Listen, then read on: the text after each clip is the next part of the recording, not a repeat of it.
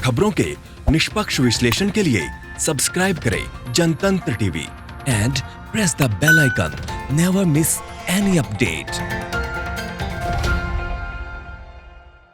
सीधे रुक करते हैं, हमारे साथ जुड़ चुके हैं बिजली और जेल मंत्री रणजीत सिंह चौटाला जी हमारे साथ सीधे जुड़े हुए हैं।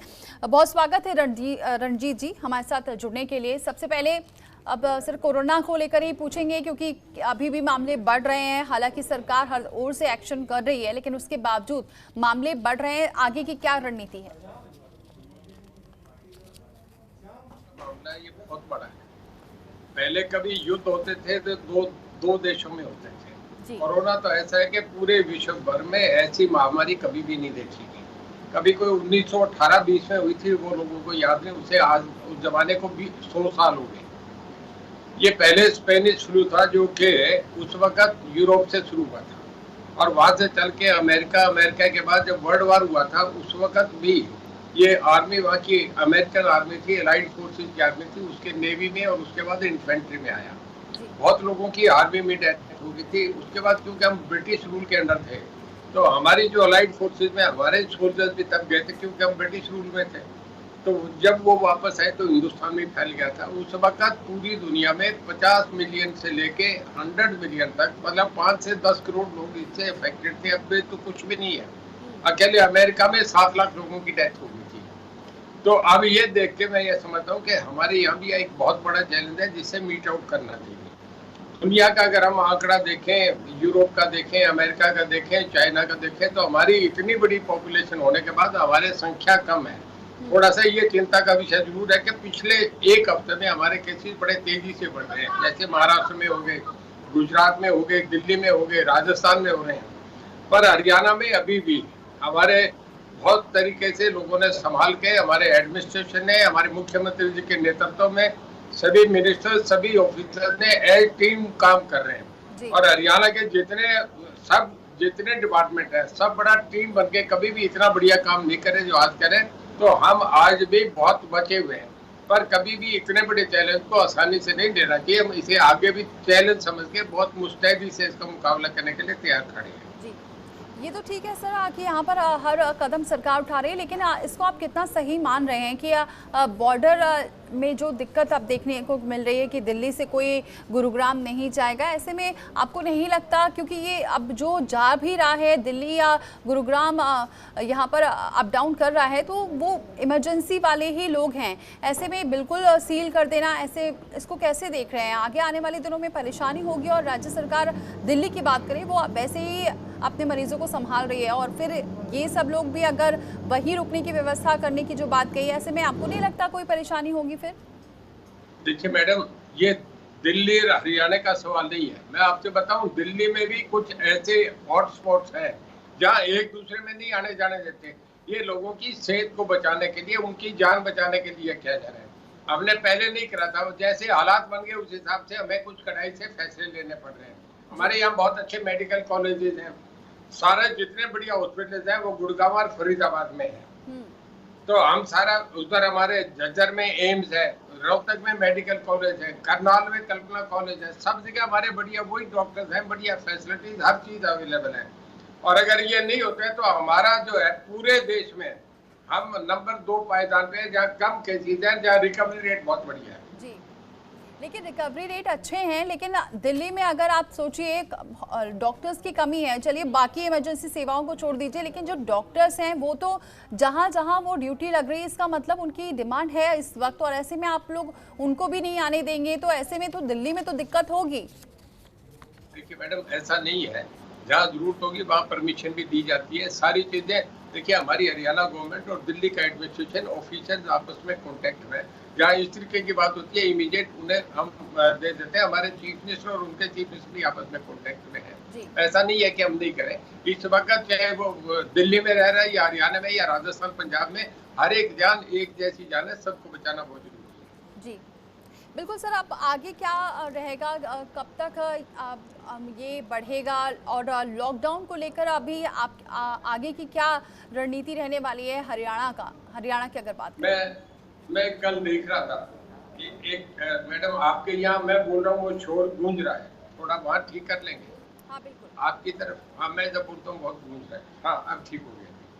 मैं ये कह रहा था, कल मैं देख रहा था एक सिंगापुर का जो एक मेडिकल ब्यूरो है, उन्होंने कल जो एक सारा सर्वे करके उन्होंने देखा, सब एजेंसी से, वर्ल्ड के लोगों से भी उन्होंने एनालाइज करके जो कहा है, वो ये कह रहे हैं कि हिंदुस्तान में ये 15 मई तक है, 15 मई के बाद ये हिंदुस्तान में नीचे की तरफ चला जाएगा। मैं नहीं कहता, क्योंकि इसमें मैं भी ये कहूँगा कि सब हवा की बातें हैं।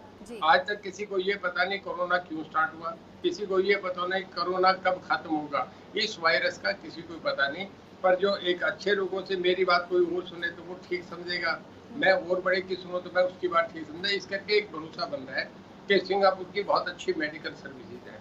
अगर उनका ब्यूरो ये कह रहा है कि हिंदुस्तान में 15 मई के बाद ये चला जाएगा, मेरा भी मानना है कि गर्मी बहुत ज़्यादा हो जाती है, 48 में बाहर आदमी भी नहीं बचता, आदमियों की डेथ हो जाती है, तो कोरोना तो मैं समझता हूँ नहीं चलना चाहिए। इसके बाद ठीक सोचना चाहिए कि हमारा देश ठीक रहेगा। जी सर, क्योंकि आप जेल मंत्री भी हैं, तो वहाँ पर क्या व्यवस्था की गई है? क्योंकि शुरुआती तौर पर कई खबर भी आई थी यहाँ पर जेलों को लेकर कि वहाँ जो कैदी हैं उनके लिए भी अलग अलग व्यवस्था की गई है कि कहीं, और कुछ लोगों को पेरोल पर भी छोड़ा गया है। यहाँ पर क्या आप लोगों ने व्यवस्था कर रखी है? आप जो सुन रहे हैं वो ठीक सुन रहे हैं, इससे भी कुछ आगे बातें मैं आपसे बताऊंगा। देखिए, सुप्रीम कोर्ट का निर्देश था कि इस वक्त जो सोशल डिस्टेंस हो रहा है, देश में जो महामारी हो रही है, वैश्विक महामारी है, उसके चलते हमें कुछ कैदियों को रिलीज कर देना चाहिए। वहाँ हमने जब हाई कोर्ट के जो जज थे माननीय राजीव शर्मा जी, वो हमारे होम सेक्रेटरी और हमारे डीजीपी प्रिजन तीनों ने बैठ के एक मॉडल तय करा कि हमें क्या करना चाहिए। उसमें गाइडलाइन तय हुई और उसमें बैठ के ये डिसाइड हुआ कि कुछ जो कैदी 7 साल से कम एज के हैं, जो 65 साल से ज़्यादा उम्र के हैं, जिन्हें जो पहले पैरोल पे गए, जिनका ठीक रहा और वो समय से वापस आ गए, और जिनका जेल में बहुत अच्छा आचरण रहा है, उन लोगों को रिलीज कर दिया जाए। तो 3 हफ्ते से लेके, डिपेंड करता है कि किस कैदी का कितनी कैद है, कितना है, उस पर 3 हफ्ते से लेके 8 हफ्ते तक हमने उनको पैरोल पे, फरलों पे छोड़ दिया है। और अब तक कुछ 5600 कैदी हमारे चले गए। टोटल संख्या 19,000 है, तो 5,500 लोग चले गए।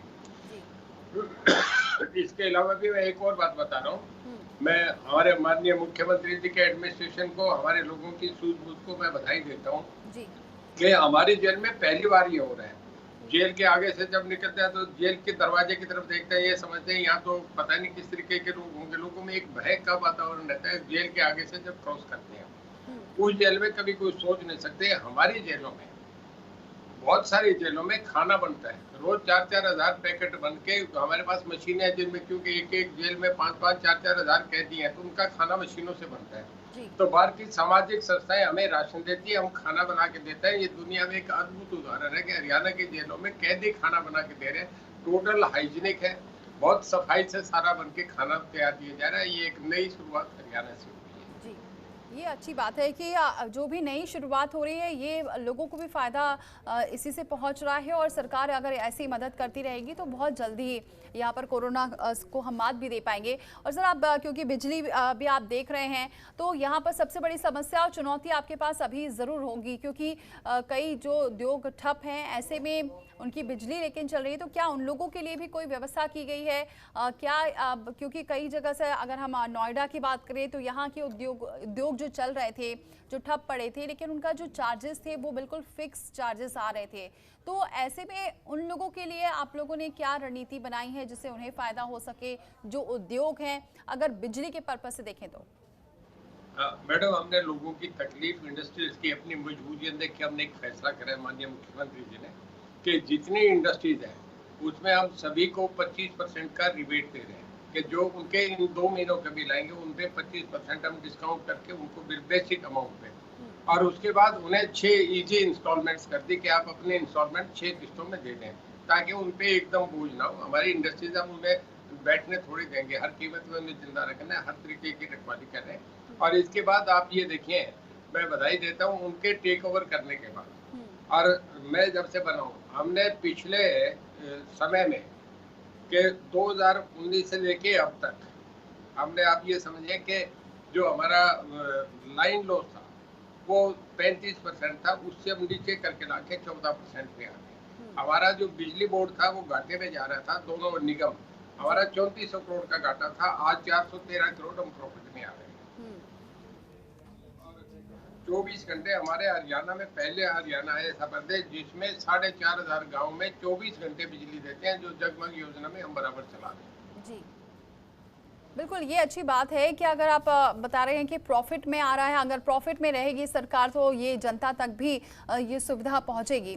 अगर अब हम लोगों की बात करें, जो मरीज़ हैं उनकी बात करें, क्योंकि कई जगह से सर बहुत सारी ऐसी भी खबरें आ रही थी, हालांकि हरियाणा से ऐसी कोई खबर नहीं आई, लेकिन फिर भी मैं पूछूंगी जो क्वारंटीन किए जा रहे हैं उनके लिए कैसे व्यवस्था की जा रही है, या फिर जो लगातार मरीज़ भी निकल रहे हैं उनके लिए कैसे हॉस्पिटल्स में व्यवस्था की गई है?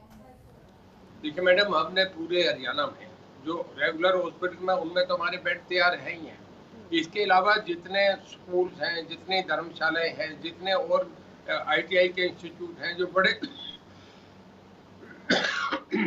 सॉरी, जो बड़े हमारे ऐसे कॉम्प्लेक्स हैं, उनमें हम सब में जो है पहले से इंतजाम करे बैठे कि अगर इनकेस कोई ऐसी जरूरत पड़े तो हम पे 1 लाख बेडों की पहले हमने तैयारी कर रखी है, जहाँ कभी भी इन इमरजेंसी हम उन्हें इस्तेमाल कर सकते हैं, अरेंजमेंट कर सकते हैं। जी सर, अब क्योंकि 3 तारीख के बाद स्थिति सही होगी, पता चलेगी कि लॉकडाउन खुलेगा या नहीं, लेकिन अगर लॉकडाउन खुल जाता है तो फिर कैसी, ये भी एक बहुत बड़ी चुनौती होगी हरियाणा के लिए, क्योंकि सब जगह से वहाँ पर हरियाणा में लोग जॉब करने आते हैं या फिर कई कंपनीज हैं वो खुलेंगी, तो आगे की क्या आप लोगों ने रणनीति बना ली है कि किस तरह से यहाँ पर काम होगा और सभी चीज़ आराम से गाइडलाइन के तहत चल पाएंगी? देखिए, हमें हमेशा हर 15 दिन के बाद हमारे देश के प्रधानमंत्री माननीय मोदी जी लोगों को एड्रेस करते हैं, जो गाइडलाइन तय कर रहे हैं स्टेट और इनका, क्योंकि सेंटर का दोनों का बड़ा अच्छा कोऑर्डिनेशन है। ये करके नहीं कि ये हाँ बीजेपी की सरकार है दूसरे में, उनका सभी जो चाहे वो किसी इरिस्पेक्टिव वो किसी पार्टी से है, हमारे प्रधानमंत्री जी सबको पूरा सपोर्ट कर रहे हैं। जहाँ जरूरत है उन्हें वहाँ पैसे की मदद करें, वहाँ पैकेज दिया जा रहा है। हमारे यहाँ उन्होंने ये तय कराया कि भाई जो भी कभी कोई स्टेट में जरूरत हो उस तरीके की हमें मदद दी जा रही है। तो कहीं भी इस तरीके की बात नहीं है कि हमें किसी चीज़ की, अब तक हम अपने आप ही अपने स्टेट के साधनों से डिपेंडेंट हैं, हम कर रहे हैं, पर इनकेस क्योंकि सेंटर और स्टेट का माँ बेटे का रिश्ता होता है, तो सेंटर हमारे वो है, उन्हें कभी भी हमें कोई चीज़ की जरूरत होगी कभी भी ना नहीं होगी, हमें ऐसी पूरी उम्मीद है। जी, और अगर हम बात करें अब सर यहाँ पर कर्मचारियों की, जो सरकारी कर्मचारी हैं इनके लिए भी अब जो केंद्र से ये ज़रूर गाइडलाइन थी, लेकिन क्या ये राज्य भी मान रहे हैं? आपके यहाँ भी ऐसा होगा कि जो सरकारी कर्मचारी काम कर रहे हैं उनका जो DA है वो रोका जाएगा? देखिए मैडम, सेंटर में जो प्रधानमंत्री जी ने करा है कि सारे प्राइम मिनिस्टर के फंड से, मिनिस्टर्स के यहाँ से और जो MP है उनकी यहाँ से सैलरी का उन्होंने बड़ा हिस्सा सरकार को दे दिया, इसमें प्राइम मिनिस्टर रिलीफ फंड में। हमारे स्टेट में भी ये सभी MLA ने अपनी 1-1 महीने की तनख्वाह, बाकी अगले महीनों का 33% अपनी तनख्वाह का दिए। मैंने भी मेरा अपना 2 महीने की पूरी, न 2 महीने की नहीं, जब तक कोरोना चलेगा, ये 1 महीने चले 4 महीने चले, मैं चाहता हूँ जल्दी खत्म हो, पर ये जितने दिन भी चलेगा मैं मेरी पूरी तनख्वाह एज मिनिस्टर दे रहा हूँ। मेरा जो डिस्क्रिप्शनरी फंड होता है, जो ऐच्छिक कोटा होता है, उसमें से मैंने 3 करोड़ रुपया देना कर दिया। और इसके बाद हमारे गांव में भी लोग पैसा दे दे के, जो हरियाणा कोरोना रिलीफ फंड है वो CM साहब का या PM रिलीफ फंड है, उसमें लोग पैसा जमा करा रहे हैं। मैं ये समझता हूँ कि हरियाणा में सब लोग जितने कर्मचारी, मैं बिजली बोर्ड की बात बताता हूँ, हमारे यहाँ से इकट्ठा करके हमने CM साहब को चेक दिए थे, हमारे उसमें TC गुप्ता जी जो ACS है और हमारे CMD है, उन्होंने जाके उन्हें दे दिया था। और इसके बाद जितने बिजली के कर्मचारी हैं सभी ने अपनी तनख्वाह का एक बहुत बड़ा हिस्सा उनको सरकार को दे रहे हैं, इससे हरियाणा कोरोना रिलीफ फंड में तो सारे कर्मचारी दे रहे हैं, सब लोग अपने आप वॉलंटरी देते हैं, किसी से मांगने की जरूरत नहीं है। हरियाणा बहुत पॉलिटिकली अवेकन स्टेट है, हर समय हालात के हिसाब से हम अपना फैसला कर रहे हैं। लेकिन अगर हम बात करते हैं अगर सर रोज़गार की, एक तरफ तो गुरुग्राम की बात करें तो एक हब भी है रोज़गार का, हर तरह के यहाँ पर लोग मिल जाते हैं रोज़गार से संबंधित, लेकिन अब रोज़गार की जो समस्या थी वो पहले भी थी और अब शायद जो आर्थिक हालात दिख रहे हैं देश के उससे और बढ़ेंगे, तो ऐसे में क्या इसके लिए भी कुछ सोच रही है सरकार कि ये लॉकडाउन या फिर ये इससे थोड़ा सा निजात मिले कोरोना से, तो इस पर आगे सोचा जाएगा? देखिए मैडम, आपने 2 क्वेश्चन पूछ लिए। हरियाणा में रोजगार की कमी नहीं है। मैं आपसे बताना चाहूँ, हमारा गुड़गांव फरीदाबाद सबसे बड़े इंडस्ट्रियल हब है दिल्ली के साथ, और जितनी फैक्ट्रीज में, जितने हिंदुस्तान में ट्रैक्टर बनते हैं उसका 40% अकेला गुड़गांव और फरीदाबाद में बन रहा है पूरे देश का। और इसके बाद जितने स्कूटर बनते हैं उसका 30% हम हिस्सा बना रहे हैं। कारें जो बन रही है जैसे मारुति वगैरह सब बड़े उद्योग, वो हरियाणा में है। हरियाणा तो बहुत बढ़िया, हम तो यूपी बिहार के लोगों को भी यहाँ एम्प्लॉयमेंट दे रहे हैं। और स्टेट के मामले में कोई दिक्कत नहीं है, हमारे अपने आउटसोर्सेज बहुत, कोई किसी तरीके की कमी नहीं है। ये एक इमरजेंसी के हालात थे पूरे देश में। अमेरिका भी आने वाले दिनों में हालात रोजगार को लेकर ठीक रहने वाले हैं हरियाणा में।